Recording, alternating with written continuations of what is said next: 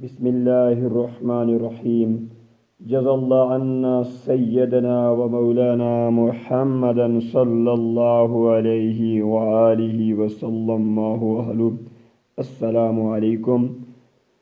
عرض کیا ہے اللہ اللہ کرنا جس کی فطرت بن جاتی ہے.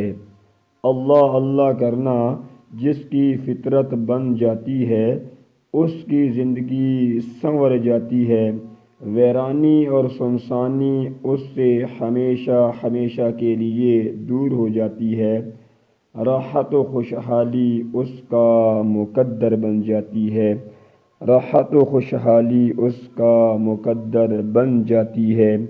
اللہ اللہ کرنا جس کی فطرت بن جاتی ہے اس کو عزت و عظمت مل جاتی ہے، کیونکہ اس کی دوستی اللہ سے ہو جاتی ہے، جس کی وجہ سے ذلت و رسوائی اس سے خفا ہو جاتی ہے. جس کی وجہ سے ذلت و رسوائی خفا ہو جاتی ہے.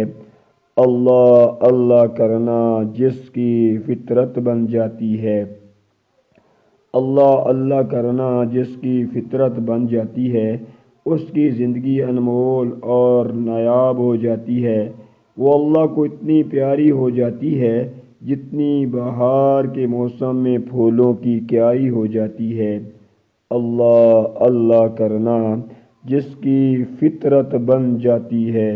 اللہ اللہ کرنا جس کی فطرت بن جاتی ہے اس کی زندگی مسکراہٹوں اور خوشحالیوں سے بھر جاتی ہے. اللہ سے سچی محبت کرنے کی وجہ سے عاصی ہر غمی اور ہر اداسی زندگی سے دور ہو جاتی ہے. اللہ اللہ کرنا جس کی فطرت بن جاتی ہے اس کی زندگی رحمت خدا اور شفاعت مصطفیٰ کی حقدار بن جاتی ہے.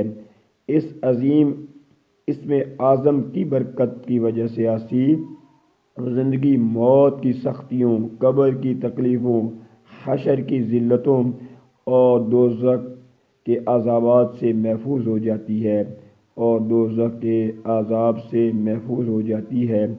اللہ اللہ کرنا اللہ اللہ کرنا اللہ اللہ کرنا جس کی فطرت بن جاتی ہے. اللہ اللہ کرنا جس کی فطرت بن جاتی ہے اس کی زندگی اللہ کی حفاظت میں آ جاتی ہے، اگرچہ وہ دشمنوں کے بیچ میں ہوتی ہے عاصی. اگرچہ وہ دشمنوں کے بیچ میں ہوتی ہے عاصی، کامیاب و کامران ہر صورت میں ہوا کرتی ہے.